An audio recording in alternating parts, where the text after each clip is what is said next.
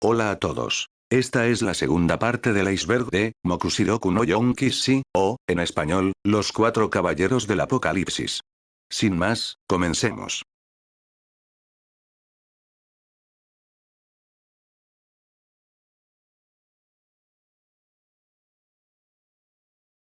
Nivel 4. Arthur Pendragon.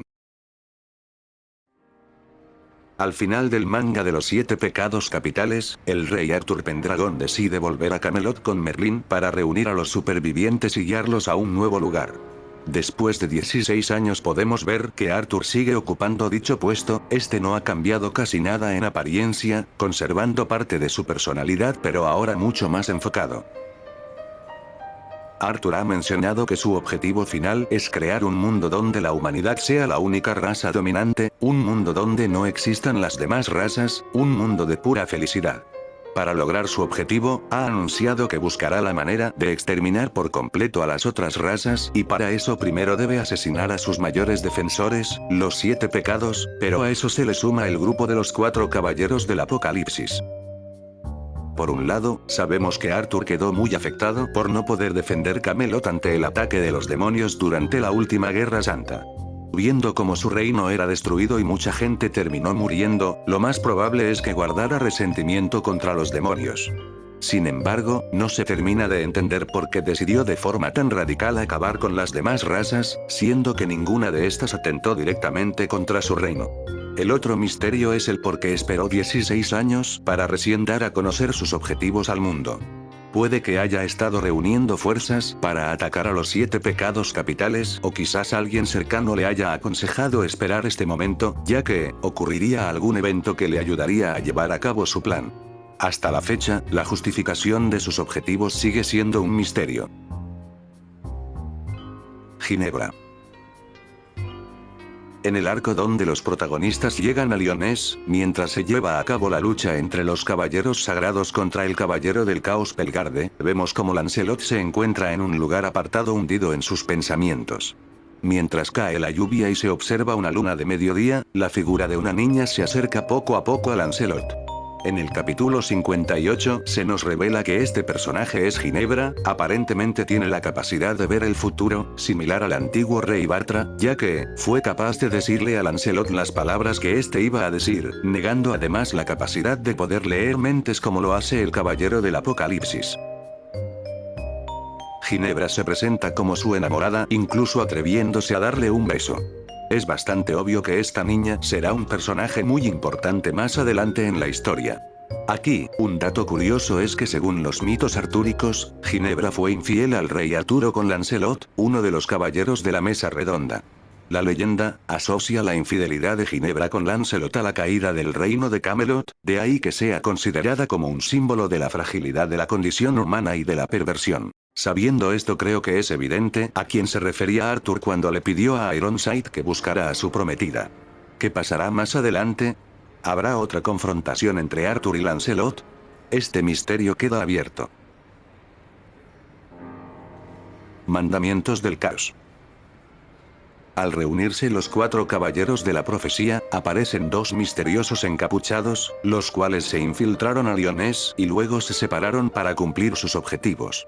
Uno de estos encapuchados resultó ser Meláscula, la cual usando su magia, trae de vuelta a Galán, ambos siendo parte de los 10 mandamientos.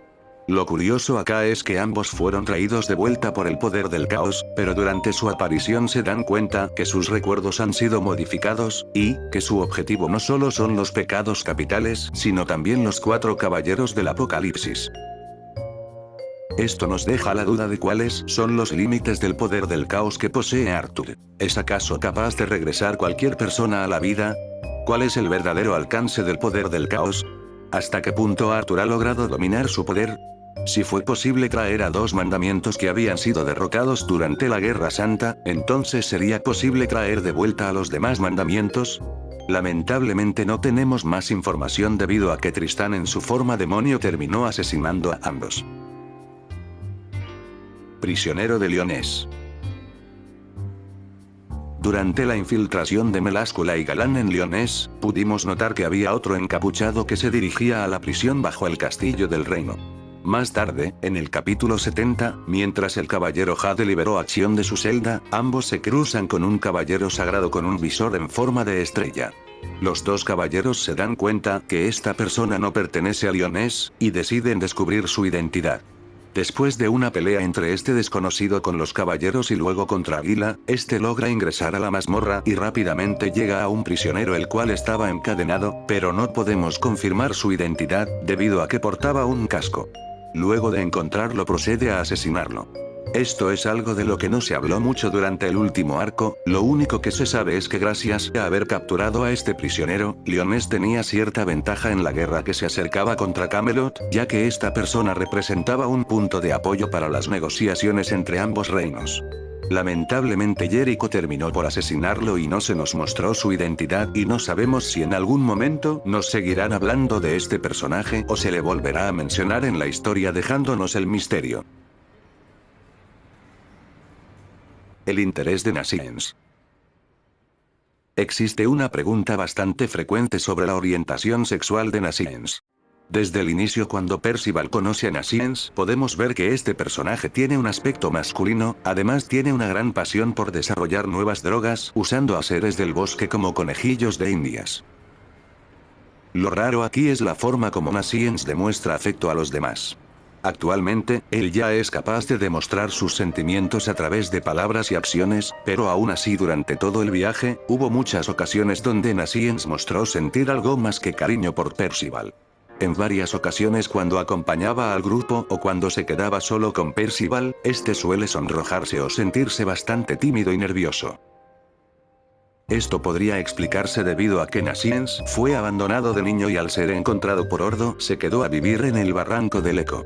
Al no haber muchas personas de su edad, no logró desarrollar fuertes lazos de amistad con otros niños, por lo que tendría algo de dificultad para expresar sus emociones fácilmente. Sin embargo, continúa siendo extraño la forma como Nascience demuestra afecto por Percival, siendo que aún tiene dificultades para llamarlo su mejor amigo y en vez de eso lo considera como su querido conejillo de indias. ¿Será acaso que Nascience siente algo más profundo por Percival? Algo un poco turbio dependiendo de cómo lo interpretes. Camelot. El rey Arthur Pendragon es el actual gobernante del reino de Camelot. En el manga de Nanatsu no Taizai, este reino fue prácticamente destruido por los sucesos ocurridos en la Guerra Santa. En la historia de los 4 caballeros del Apocalipsis, se nos revela que actualmente Arthur logró de alguna manera volver a crear su reino. Pero, aquí es donde empieza lo extraño. En muchas ocasiones se nos ha mostrado cómo los caballeros sagrados de Camelot regresan periódicamente al reino para dar su reporte, pero vemos como el lugar al que vuelven es algo bastante bizarro. El actual reino de Camelot, al parecer, es una dimensión caótica probablemente separada del mundo exterior. Lo curioso es que, por el momento solo hemos visto a los caballeros sagrados y algún que otro mago o guardia, recorriendo los caminos de Camelot o rondando el castillo. Mi pregunta aquí es: ¿dónde están los demás? ¿Dónde está el resto de la población? ¿Por qué solo los caballeros están presentes? ¿Camelot sigue estando en Britania o está en una dimensión diferente?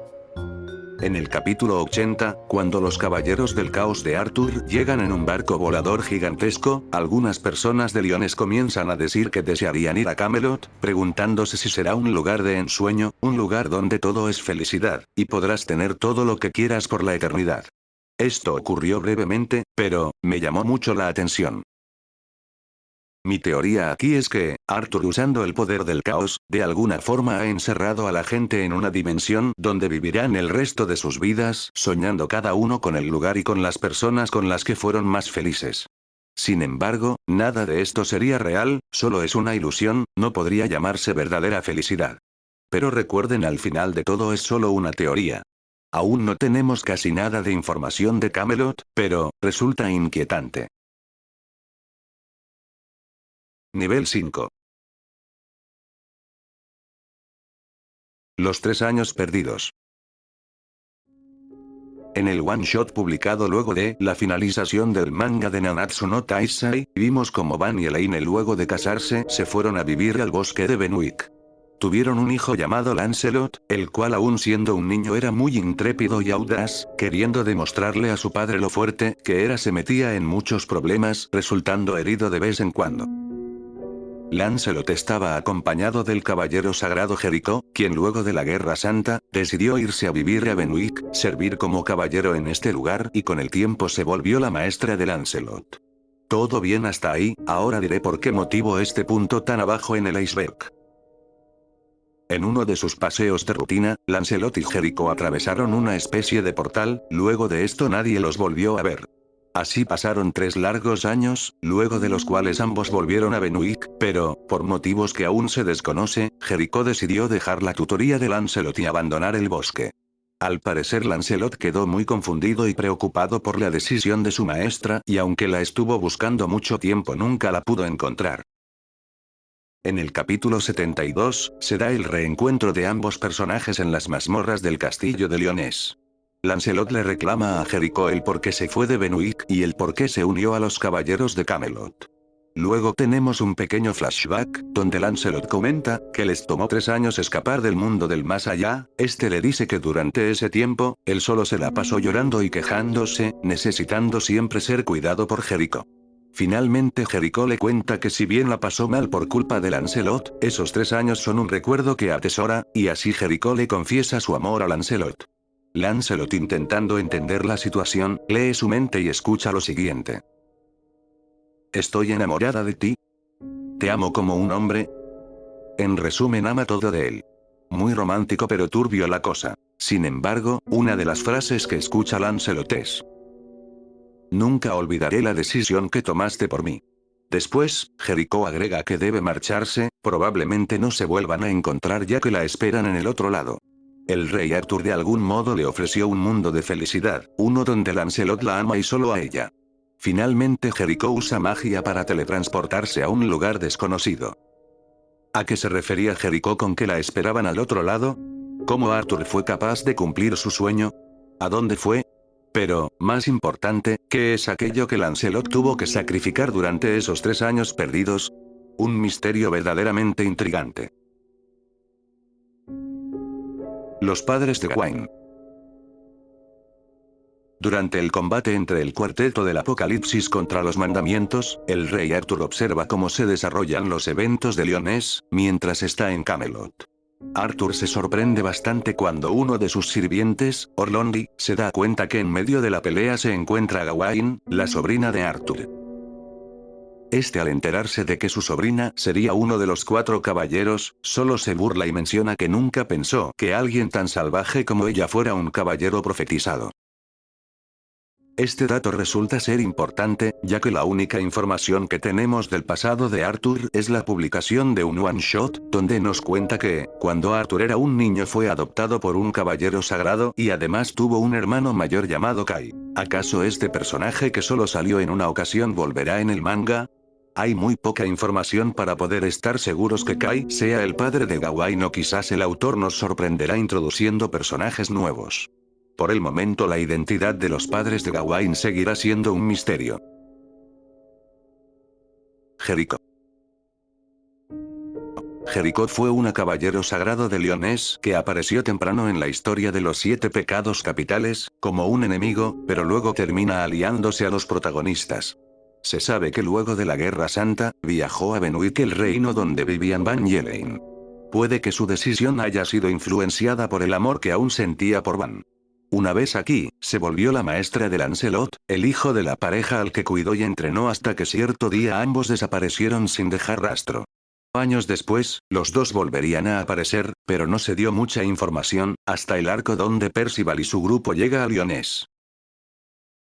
Mientras ocurrían ciertos eventos, Jericó se encuentra con Lancelot, donde inesperadamente, le confiesa su amor y dice que esos 3 años que estuvieron en otra dimensión, ella terminó enamorándose de él, no como niño sino como hombre.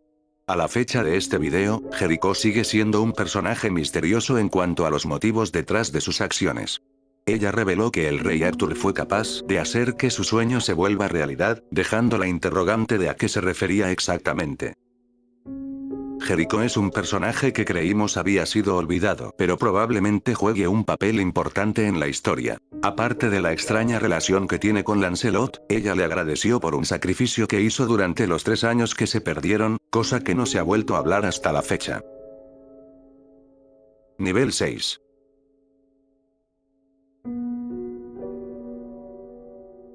La fuerza de Lancelot. Para aquellos que han leído el manga, cuando ocurre la pelea entre Lancelot y el rey Arthur, todos nos pudimos dar cuenta de lo que este caballero del apocalipsis es capaz. No solo demostró tener un dominio superior del combate cuerpo a cuerpo, sino también del uso avanzado de magia y la capacidad de pensar con la cabeza fría. Por lo que sucedió durante la pelea, pudimos ver que actualmente Lancelot es el caballero más fuerte de los 4, estando por encima incluso de Tristán. Pero, ¿por qué solo Lancelot fue capaz de darle pelea al rey Arthur? ¿Qué tipo de entrenamiento recibió como para volverse así de fuerte? ¿Acaso eso se relaciona con los 3 años perdidos? El mismo personaje no ha dicho cómo obtuvo tanto poder en tan corto periodo de tiempo. Terminaré este punto dejando una frase que el mismo Tristán menciona en un capítulo. Hasta hace 6 años, Lancelot desapareció del reino de Benwick. Pero, hace 3 años, regresó sano y salvo como si nada hubiera pasado, sin embargo, obtuvo una nueva y aterradora fuerza y poder mágico, pero, él nunca hablaría de lo que le pasó. La profecía del fin del mundo. Hambruna. Enfermedad. Guerra. Muerte. 4 caballeros sagrados de 4 grandes desastres que destruirán el mundo. Uno es un chico que posee magia dorada, uno un niño con santidad y maldad en sus ojos, uno un muchacho misterioso sin apariencia definida y uno un niño con cabello verde y forma de alas. Esta es la profecía del fin del mundo, la cual fue anunciada por un personaje desconocido hace tiempo. Tanto el reino de Camelot como el de Lyonesse tienen conocimiento de la profecía, sin embargo, el rey Arthur de Camelot ha decidido eliminar al cuarteto debido a lo peligroso que pueden ser para la humanidad. Mientras que el rey de Lyonesse, Meliodas, cree que los 4 caballeros en realidad están destinados a derrotar al rey Arthur y a sus caballeros del caos. Hasta la fecha de este video, siendo el capítulo 82 el último en ser publicado, nunca se ha dicho oficialmente quién fue la primera persona en anunciar dicha profecía. Podemos suponer que Arthur lo sabe por Merlín, y Meliodas por el rey Bartra, ya que este tenía un poder que le permitía ver el futuro. Sin embargo, me parece muy extraño que los caballeros de Camelot sigan tan fervientemente las órdenes y creencias del rey Arthur. ¿Qué pasaría si la profecía no fuera cierta? Y, si en realidad se manipuló dicha profecía para favorecer a algún bando que aún no conocemos. Esta es una de las mayores preguntas durante todo el manga. Estoy seguro que Merlín, el pecado de la gula, sabe mucho sobre la verdad de dicha profecía. Pero hasta el momento no ha mencionado nada al respecto, ni tampoco ha hecho acto de presencia frente a los protagonistas. Tengo una teoría respecto a esto: ¿qué pasaría si en algún momento, los 4 caballeros por algún motivo se vuelven malvados o terminan encarnando aquellos desastres que representan? Entonces, ¿es realmente Arthur el enemigo final a vencer, o son los caballeros del apocalipsis los verdaderos villanos de la historia? Se los dejo a libre interpretación. El aterrador poder de Percival. Percival es el protagonista con el que inicia la historia de los 4 caballeros del apocalipsis. Él tiene 16 años, es un chico enérgico, bondadoso pero muy inocente debido a que creció en un lugar aislado solo con su abuelo, muy infantil e ingenuo. Posee una fuerza y resistencia física considerables, en parte debido al entrenamiento de su abuelo. Durante su viaje poco a poco va desarrollando su personalidad, aprendiendo a no confiar en todo el mundo. Pero, algo que también ha ido desarrollando con el paso del tiempo es su poder mágico. En el primer arco de la historia, cuando Percival se enfrenta al caballero negro Pelgard, al verse en una situación desesperada y con el deseo de proteger a la gente de la aldea, termina por despertar su poder llamado magia de héroe. Este poder le permite usar magia de tipo destructivo, de encantamiento, de creación, incluso magia curativa. Con el paso de cada arco argumental, Percival va aprendiendo a controlar y manejar de mejor manera sus poderes. Sin embargo, es en la ciudad de Sistana, donde, a mi parecer, despierta un poder verdaderamente espeluznante. En ese arco, Percival tuvo que enfrentarse cara a cara con su padre Ironside. Su padre logra vencerlo y atraviesa el pecho de Percival con su espada, pudiendo ver todos cómo Percival sucumbía ante sus heridas para finalmente, morir. Angarad y Nasiens intentan ayudarlo, pero, este último dice que su respiración y sus latidos se detuvieron. Pero, a pesar de todo esto, Percival consigue revivir, al aparecer varias versiones mini de él, las cuales tienen la capacidad de curar las heridas de Percival con el poder de la esperanza.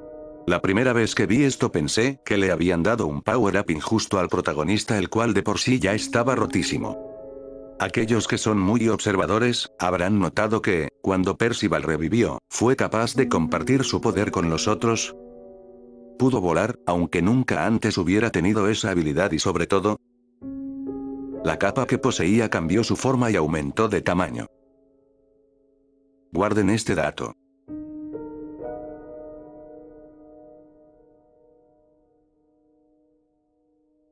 En el arco del reino de Lyonés, nuevamente veríamos un enfrentamiento entre Percival y 3 caballeros de Lyonés, Isolda, Chion y Jade, los cuales creen que Percival es un caballero de Camelot. Durante la pelea, Percival demuestra haber mejorado en el uso de magia, usando a sus versiones mini como bombas, absorbiendo la magia del oponente entre otros. Llega un momento, donde uno de los caballeros usa una magia que impide que Percival pueda ver y oír. Luego de un rato, Percival se da cuenta que sus amigos están en peligro, por lo que de manera inesperada, comienza a hablar en un idioma incomprensible, similar al de los demonios. Poco después, llega Tristán a calmar la situación. Pero, todos quedan atónitos cuando Percival coge el brazo de uno de los caballeros llamado Chion y, de alguna manera, roba su fuerza vital. Si Tristán no hubiera intervenido a tiempo, quién sabe qué hubiera pasado. Al final del incidente, Percival vuelve a la normalidad con la ayuda de sus compañeros, pero, el brazo de Chion no puede ser sanado con la habilidad de Tristán, por lo que Percival tuvo que usar una de sus versiones mini para curarlo. Bien, después de haber escuchado todo esto, se preguntarán a dónde quiero llegar. Considero que Percival guarda algo realmente oscuro en su interior, un poder tan grande, que en el futuro, si no es controlado, sería capaz de rivalizar incluso con seres como Meliodas o Arthur. Piénsenlo.